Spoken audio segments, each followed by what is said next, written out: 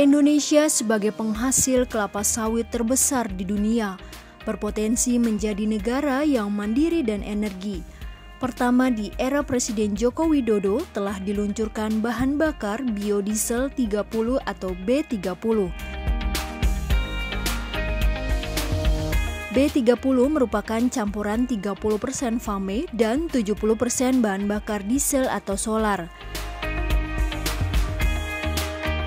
Kelapa sawit diolah menjadi FAME atau fatty acid methyl ester yang merupakan bahan bakar nabati. FAME disebarkan ke seluruh Indonesia melalui titik penerimaan, baik melalui kapal maupun mobil tangki. Kualitas FAME diuji untuk bisa memenuhi standar dan tahapan pencampuran. Dengan dukungan pemerintah, penyerapan FAME terus meningkat seiring semakin tingginya kebijakan kandungan dalam bahan bakar diesel. B30 siap digunakan untuk sistem transportasi, industri, hingga pembangkit listrik.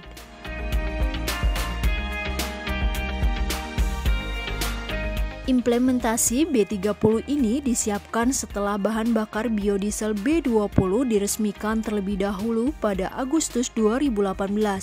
Upaya ini dilakukan untuk menjembatani mesin diesel menuju standar emisi Euro 4 pada 2021.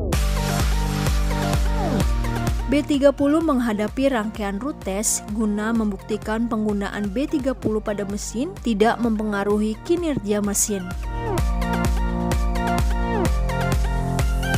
Pengujian dilakukan dengan berbagai kendaraan, yakni 3 unit truk dan 8 kendaraan berpenumpang mesin diesel, melewati kota-kota di Pulau Jawa dengan target jarak tempuh mencapai 40.000 sampai 50.000 km.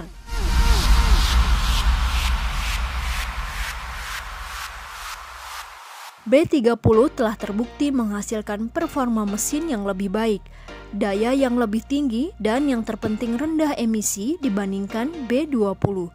Kini, B30 salah satu solusi ketahanan energi dan telah siap disalurkan ke seluruh negeri.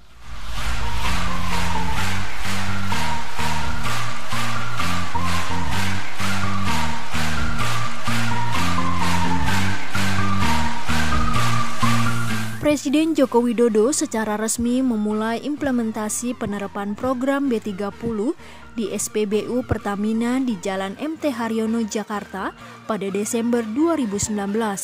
Program tersebut merupakan bentuk ikhtiar Presiden Joko Widodo untuk mencari sumber energi baru terbarukan. Menurutnya, Indonesia harus melepaskan diri dari ketergantungan pada energi fosil yang suatu saat pasti akan habis, serta menjaga planet bumi dengan menurunkan emisi gas karbon sehingga meningkatkan kualitas lingkungan. Alasan lain meminimalisir ketergantungan Indonesia pada impor bahan bakar minyak. Melalui penerapan program B30, pemerintah bisa menghemat banyak devisa negara, kurang lebih 63 triliun rupiah. Bagi saya yang penting bagaimana pesan Presiden, kita kurangin impor, sampai tidak sama sekali impor. Kita harus mampu. Dengan program B30 ini, volume solar Indonesia otomatis naik 30%. Yang sebelumnya B20 itu 20%. Karena solar yang tadinya berasal dari crude oil, sekarang ditambah 20%-nya atau sekarang 30%-nya dengan crude oil. Dengan demikian sebenarnya tahun ini Pertamina sudah tidak impor solar lagi. Itu yang mungkin banyak masyarakat belum tahu. Penerapan B30 juga akan menciptakan permintaan domestik akan minyak sawit mentah yang sangat besar dan juga menimbulkan efek berganda terhadap 16,5 juta petani dan pekebun kelapa sawit sehingga dapat meningkatkan kualitas hidupnya. Presiden Jokowi menilai bahwa program pencampuran biodiesel dengan bahan bakar nabati ini tidak cukup berhenti di B30 saja. Bagi saya tidak cukup hanya sampai ke B30. Tadi saya sudah perintah lagi kepada Menteri dan Dirut Pertamina untuk masuk nanti tahun depan ke B40 dan awal 2021 juga masuk ke B50. Tak hanya dapat bermanfaat untuk masyarakat, program B30 telah mengharumkan nama bangsa. Pasalnya, Indonesia tercatat sebagai negara pertama yang mengimplementasikan B30 di dunia.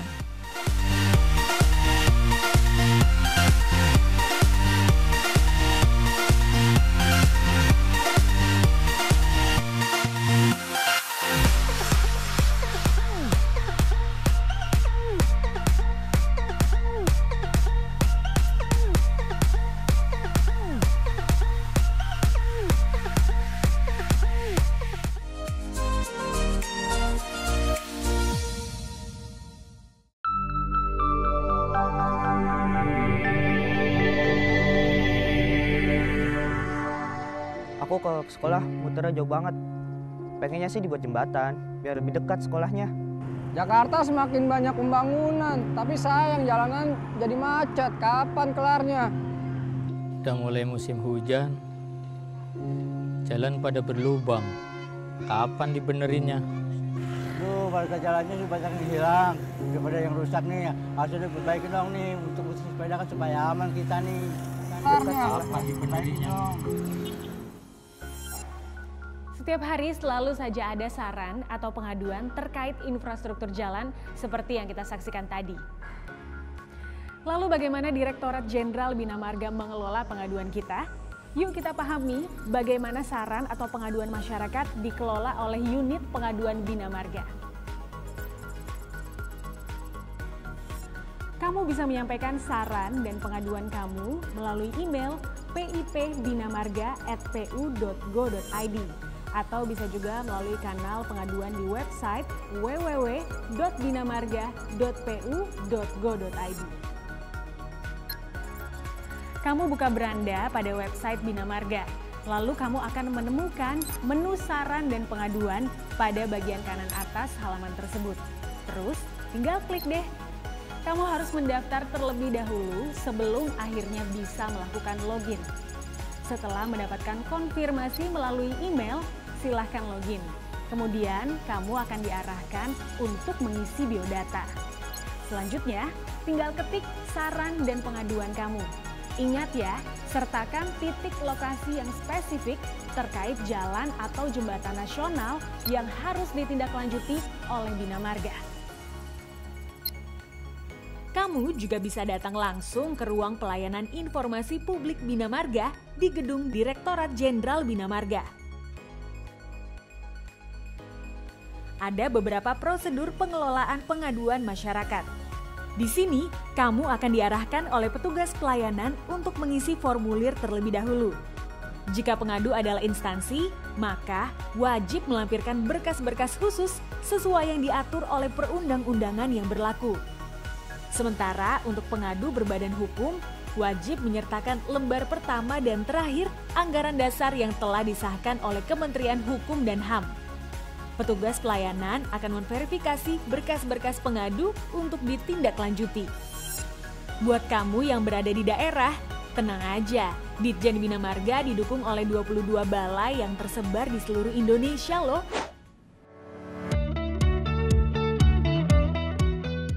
Setelah itu, aduan kamu akan ditindaklanjuti oleh unit kerja terkait di Direktorat Jenderal Bina Marga.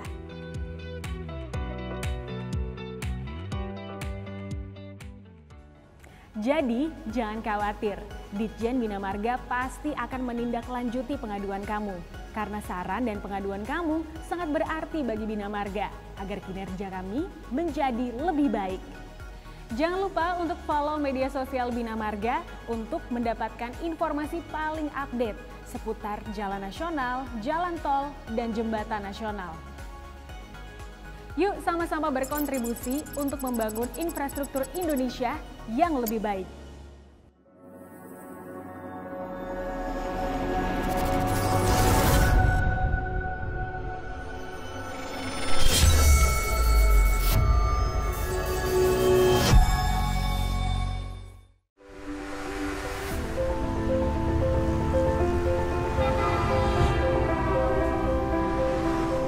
Kami yakin mewujudkan mimpi besar dimulai dari langkah kecil, langkah yang mengawali sebuah perjuangan.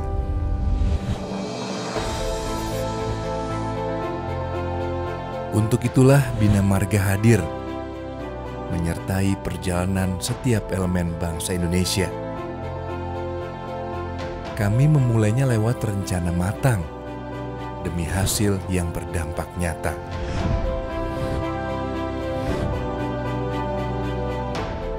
Menjadi saksi kerja keras dan usaha setiap komponen di Indonesia. Menyambung satu harapan dengan harapan lain. Mengeliminasi jarak membuat yang jauh jadi dekat. Menghadirkan kebersamaan yang menjadi pengikat di masa depan.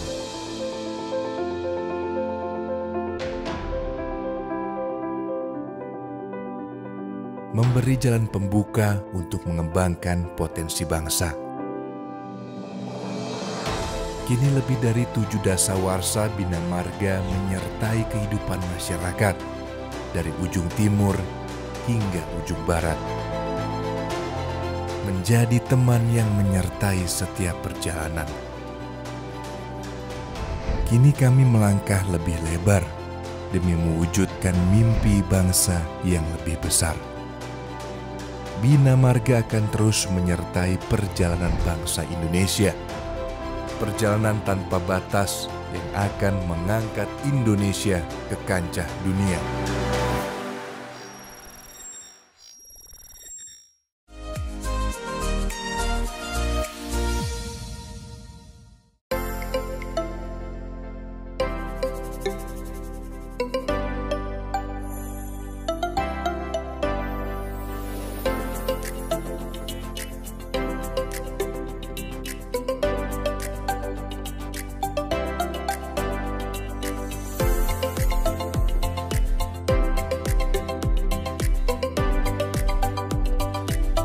Demi memperlancar pembangunan ibu kota baru, pemerintah terus melakukan langkah percepatan pembangunan infrastruktur fisik.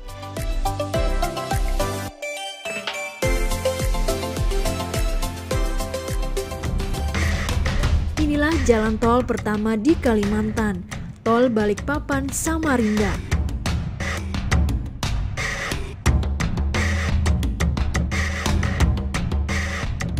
Jalan tol ini diharapkan dapat meningkatkan konektivitas dan mengurangi biaya logistik antar kedua wilayah. Pemangkasan biaya logistik akan berimplikasi pada efisiensi produksi berbagai sektor kawasan Kalimantan. Selain itu, juga diharapkan mampu mendorong pengembangan kawasan-kawasan industri yang bergerak di sejumlah sektor di Kalimantan, di antaranya kelapa sawit, batu bara, migas, dan pertanian.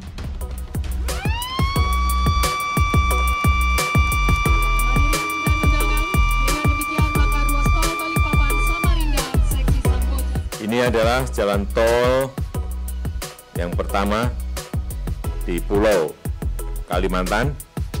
Kita harapkan dari pembangunan ini kecepatan, efisiensi, bagi mobilitas orang maupun barang, logistik, semuanya betul-betul bisa kita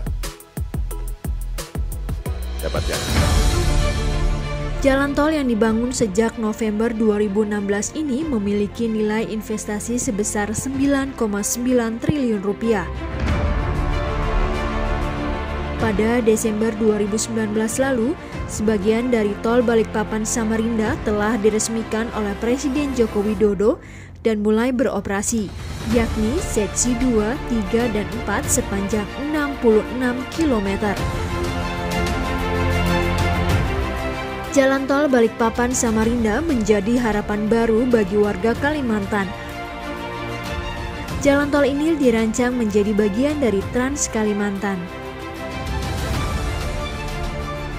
Dan ini memiliki banyak sekali fungsi. Yang pertama yaitu jalan tol yang ultimate-nya itu akan sepanjang 99 km, itu tentu saja akan menghubungkan dua kota penting di Kalimantan Timur, yaitu Balikpapan Samarinda, yang dua-duanya itu saling komplement. Yang satu pusat pemerintahan, satu pusat bisnis. Yang kedua, tentu saja kita bicara bagaimana pengembangan kawasan di sekitar koridor, termasuk di dalamnya adalah bagaimana pengembangan pelabuhan-pelabuhan, ekspor-impor, dan arus barang masuk dan keluar wilayah Kalimantan Timur. Jalan tol ini dapat memangkas waktu tempuh dari Balikpapan ke Samarinda. Sebelumnya membutuhkan waktu 3 jam menjadi hanya 1 jam perjalanan. Jalan tol Balikpapan Samarinda juga menjadi akses penghubung Bandara Internasional Sultan Haji Muhammad Sulaiman Sepinggan.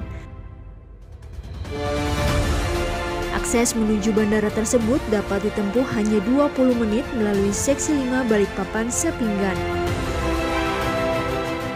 Masyarakat pun menyambut positif adanya tol Balikpapan Samarinda ini. Hasbi Samsir misalnya, warga Samarinda ini tak menyangka Kalimantan memiliki tol. Ia berharap tol ini nantinya mampu meningkatkan perekonomian di daerahnya tinggal.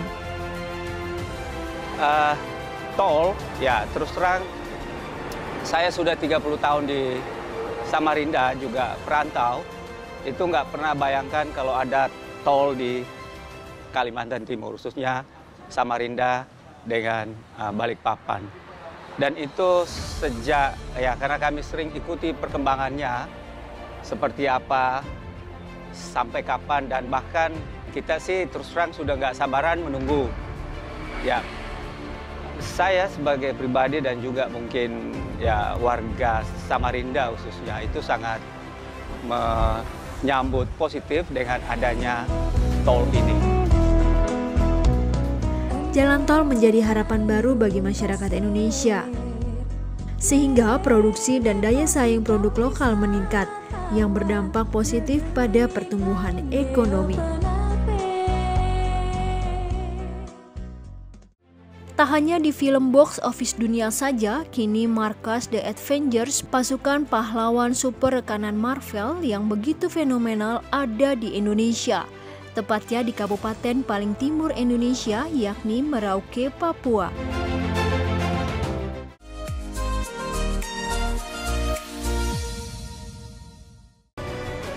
Assalamualaikum warahmatullahi wabarakatuh. Shalom, Om Swastiastu, salam sejahtera. Selamat datang di Pusat Penelitian dan Pengembangan Jalan dan Jembatan, Pusjatan. Kampus utama Pusjatan terletak di Jalan Abdul Haris Nasution nomor 264 Bandung.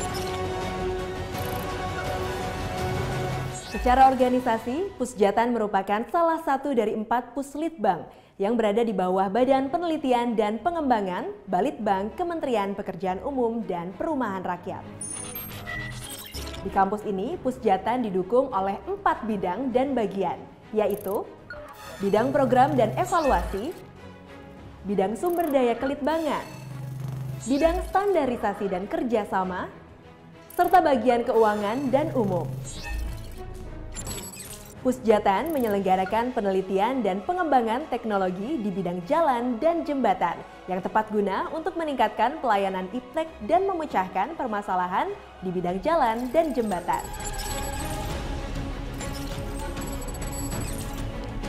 Di lokasi yang sama, Pusjatan didukung oleh 4 balai litbang.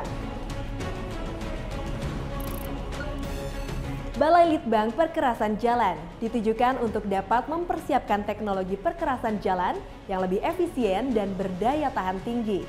Dalam kegiatannya mengupayakan aplikasinya dengan memaksimalkan material lokal, sehingga memungkinkan teknologi perkerasan tersebut dapat dibangun dan mudah diaplikasikan di seluruh Indonesia.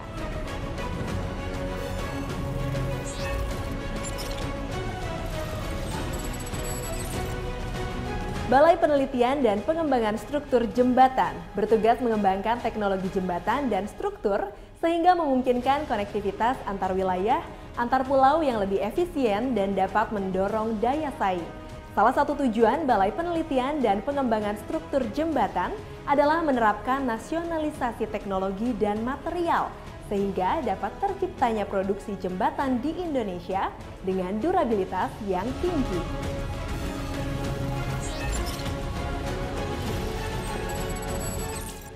Balai Penelitian dan Pengembangan Geoteknik Jalan bertugas untuk mendukung persiapan teknologi jalan terkait dengan teknologi penanganan tanah dan pondasi, penanganan tanah bermasalah, dan manajemen bencana, sehingga dalam aplikasinya dapat mengupayakan solusi teknologi penanganan tanah, pondasi, dan lereng yang cost efektif.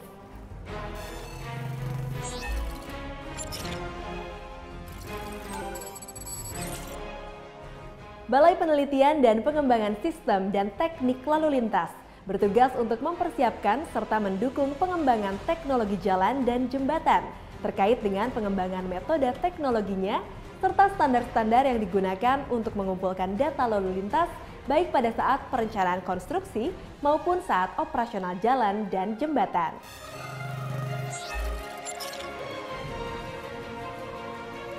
Untuk pelayanan uji laboratorium meliputi uji laboratorium sistem dan teknik lalu lintas,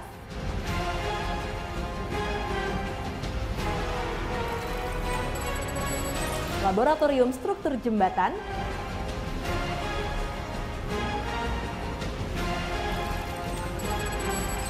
laboratorium perkerasan jalan,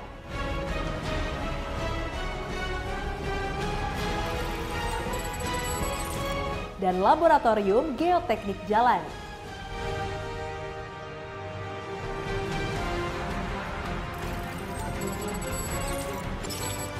Pusjatan siap menjadi mitra dalam pengembangan dan pembangunan infrastruktur, khususnya di bidang jalan dan jembatan.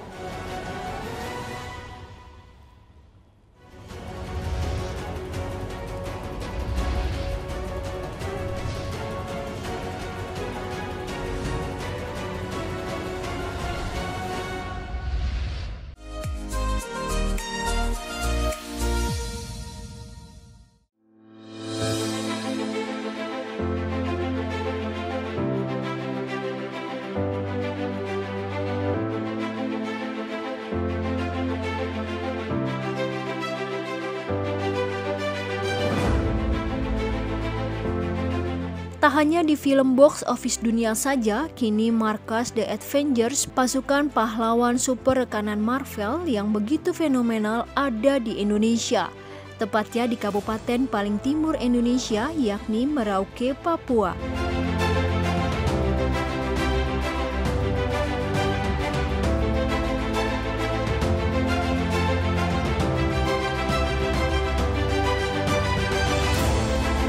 Jika dilihat dari udara, seolah-olah tersirat huruf A kapital, terlihat mirip dengan markas Avenger.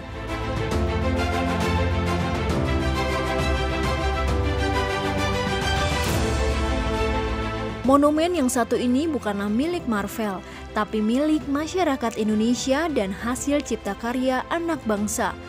Monumen Kapsul Waktu namanya.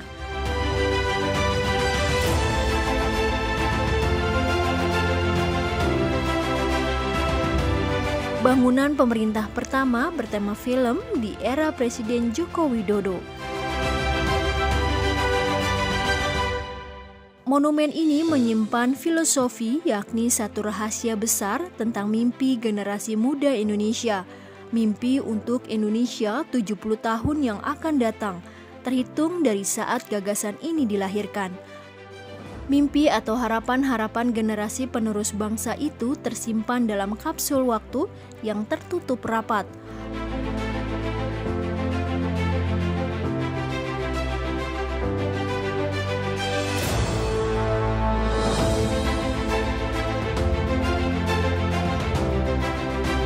Kapsul waktu tersebut diletakkan di atas menara perang suku Dani.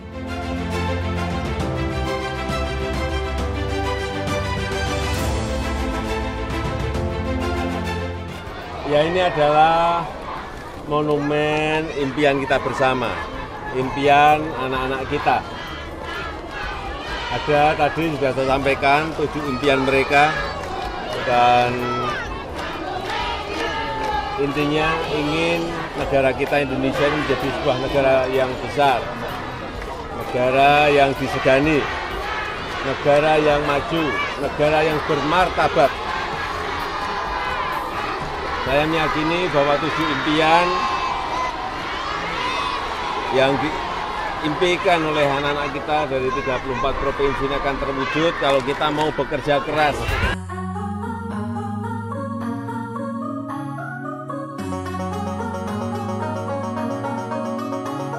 Pembuatan monumen kapsul waktu ini tercetus dari ide Presiden Republik Indonesia Joko Widodo saat merayakan ulang tahun ke-70 kemerdekaan Republik Indonesia.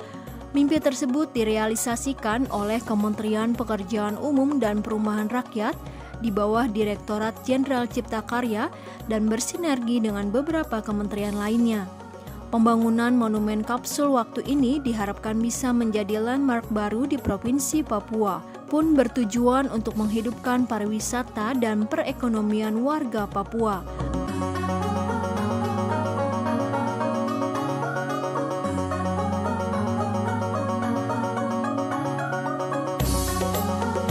Monumen kapsul waktu dibangun tepat di depan kantor Bupati Merauke. Ikon baru masyarakat Papua ini juga terletak tak jauh dari Bandara Mopah. Monumen ini mulai dikerjakan pada 2016 hingga 2018. Total dari seluruh anggaran yang digunakan adalah 89,7 miliar rupiah.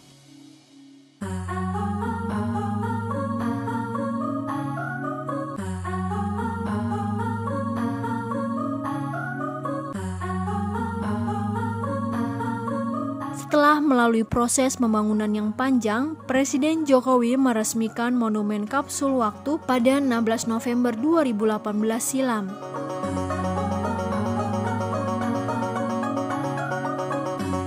Ini adalah kerja bersama kita. Kerjaan besar untuk mewujudkan mimpi Indonesia di 2085 tidak boleh berhenti. Kita harus berani mengambil pilihan yang sulit untuk bisa bergerak lebih cepat lagi. Kadang-kadang pilihannya memang sulit. Inilah yang harus kita lakukan. Kita harus berani melompat, berani meraih kemajuan. Sekali lagi, Indonesia maju, bukan Indonesia mundur, apalagi Indonesia bubar. Luas lahannya adalah 2,5 hektar, 1 hektar untuk area monumen, dan 1,5 hektar sisanya untuk alun-alun.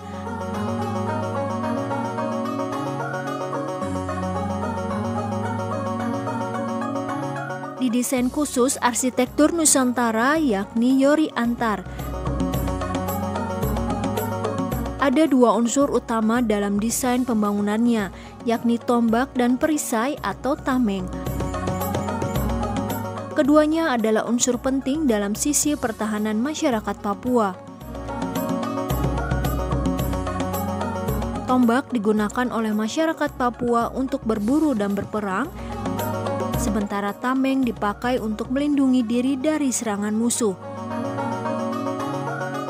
Bagian tombak merefleksikan Hari Kemerdekaan Republik Indonesia, panjangnya 17 meter, tinggi 8 meter, dan lebar 45 meter. Ini menyiratkan hari bersejarah 17 Agustus 1945.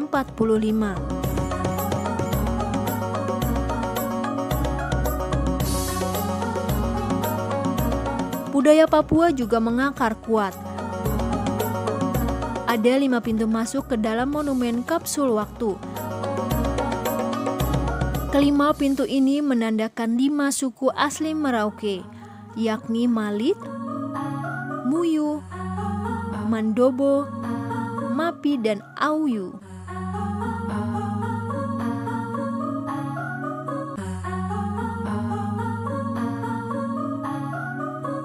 Lewat monumen ini bisa menjadi cerminan bahwa perlunya kerja keras untuk memajukan sebuah bangsa dan negara, terlebih lagi negara besar seperti Indonesia.